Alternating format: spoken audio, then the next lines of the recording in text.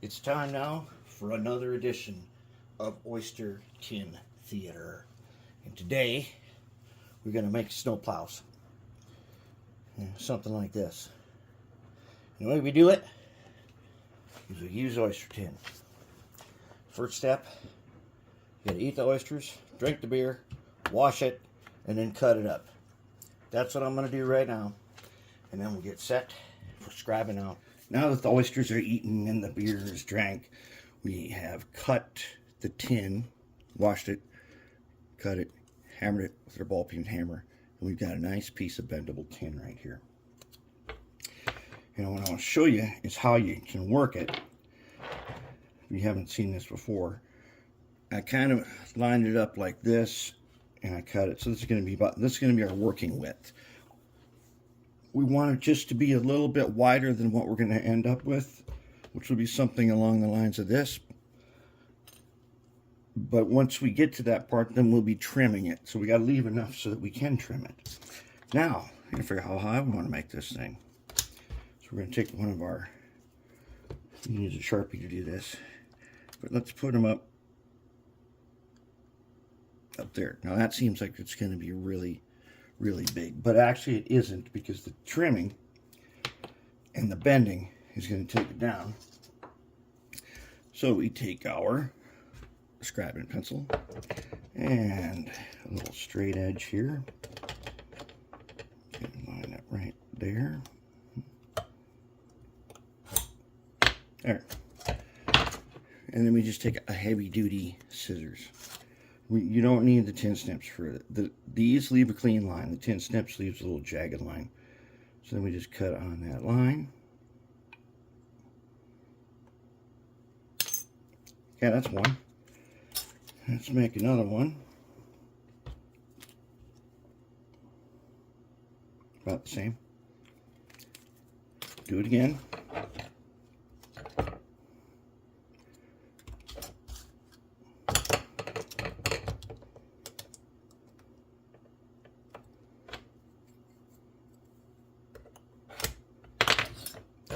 That gives us two pieces to work with. And we're going to go all the way through on the first one, and then we're going to copy it. So those are two working pieces. Alright, so now we've got to make, the thing with doing these guys, you got to get down here closer to see. Let's get in a little ways. Okay. You got to have room for the coupler, and you don't want to interfere with the operation of the coupler. Alright, so what we're going to do then is we're going to trace a spot. We'll just line it up like that.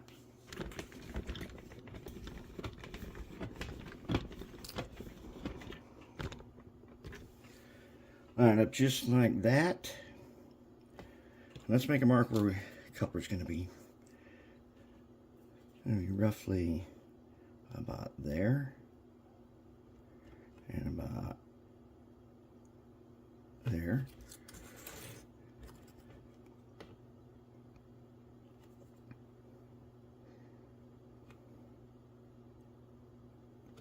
Okay. And then what we're going to do is we're going to scribe it a little bit, and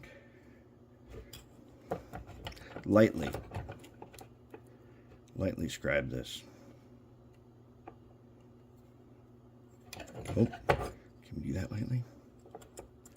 Let's see if we can.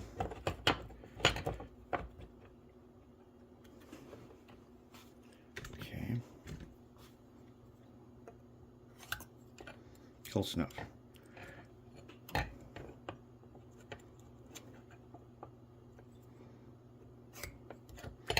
So that I can see where. Same with this one.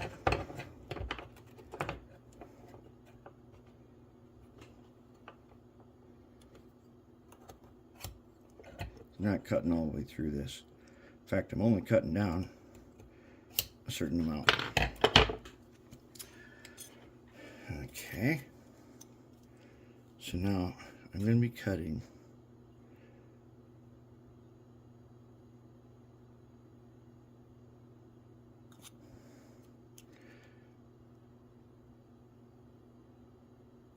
and hopefully I can get these to cut be pretty much straight across. Oh, you didn't even see that. Okay, so hopefully I should have this. Now this piece here in the middle, we're not cutting it out. We're just going to bend it over.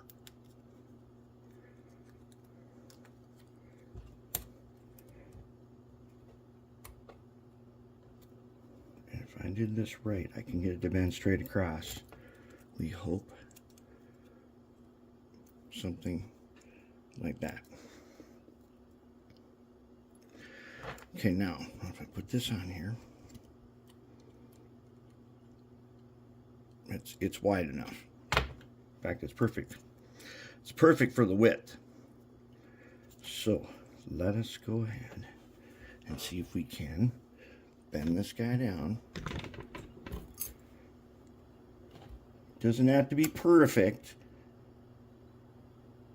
but it'd be nice if he was decent.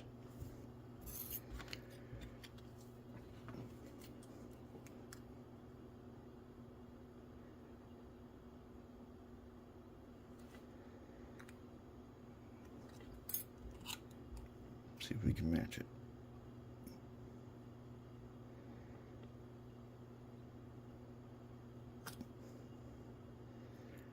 It's pretty close, maybe just a bit. Hey, oop, that might have been too much.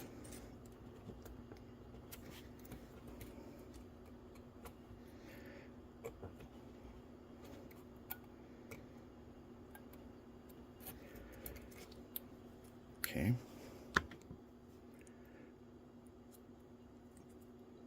There. That's what we want. There's our two like blanks. Okay, so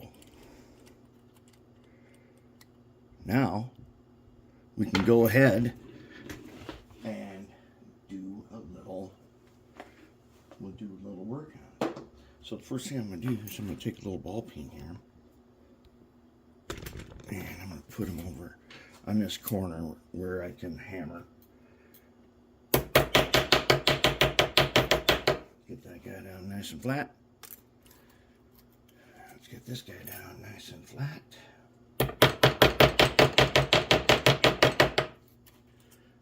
Okay.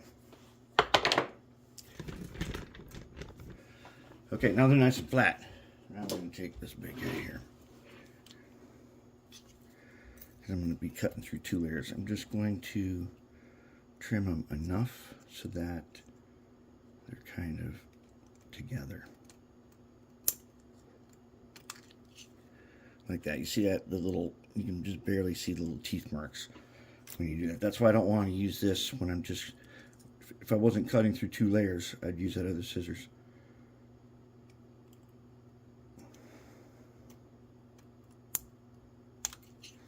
Okay, now I got my two blanks, and they are even across.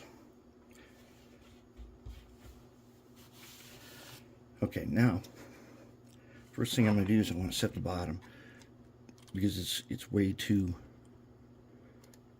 I only want them to go up to underneath the coupler. So, this time, we're going to bend it. Alright, we're going to bend him starting right here in the middle. Let's see if we can bend him right there maybe. I might need to take this over the bench vise. These jaws are not really, well, I'll use the machinist vise.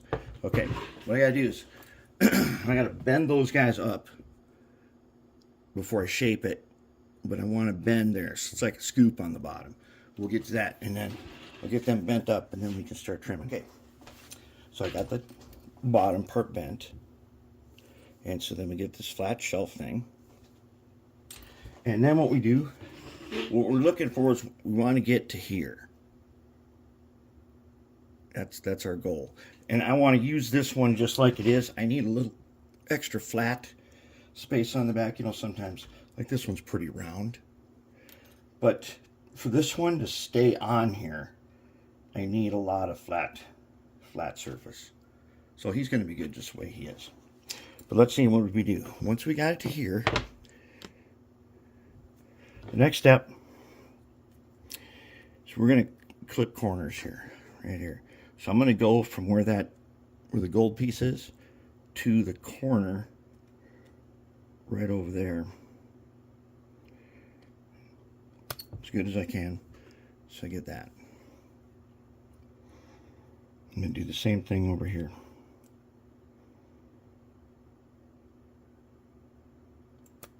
There. Okay, then, since I pounded this and flattened it, I'm going to trim that shelf off just a tiny bit.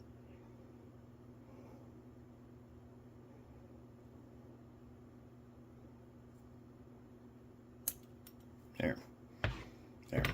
Now we're down to here. Okay, so maybe I want to clip just a tiny bit right there, because now we're getting into shaping. Okay, now on top here, I like to do this. You don't have to do this because you could make yours a different way. I like to clip a little like that and a little like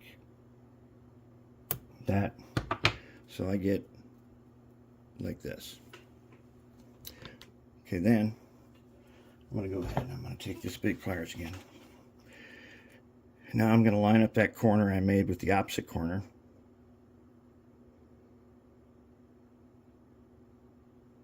It doesn't have to be perfect, but like that. I'm going to give them a bend. Do the same thing over here.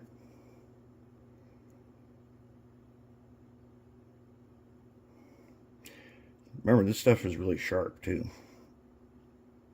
I'll give them a bend.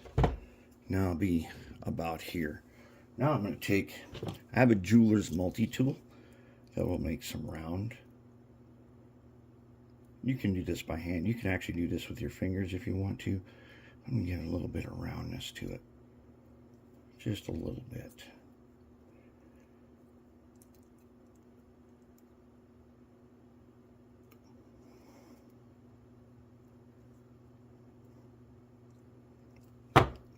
Now I'm like this.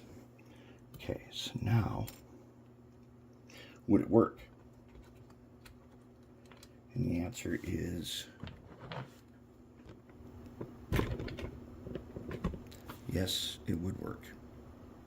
Okay, so now I'm going to look top down on it, and I'm going to go ahead and I'm going to trim a little bit. Maybe like that.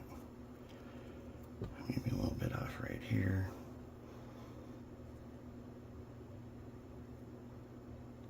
Just a little bit. Round it up a little bit. And then I'm going to go ahead and I'm going to clip. See what I did is where did I do that? I rounded off just a little bit up there. And then I'm going to clip this corner, notch him, notch this corner, like that. So now he looks like that.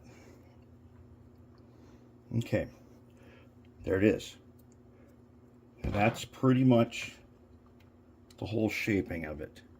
That's the way I want it. That's the look I'm going for. All I gotta do now is I'm gonna go and I'm gonna file smooth all the sharp edges. It'll turn these things a little bit rounder, and then we'll be in business. And I'm going to wipe them down with some acetone, and then I'm going to go ahead and primer them. Then we'll be in business. But there it is. Another edition of Oyster Tin Theater has given us, for this project, the snowplows that we want. And they're not bad. So what you can do then is, if you got a detail snowplow, you can go and keep shaping. You can keep shaping and bending until you get what you think looks the way you want it to look. And you keep working it until it is what you want. Now I'm going to go ahead and clean that up. Next time you see it, it'll be installed.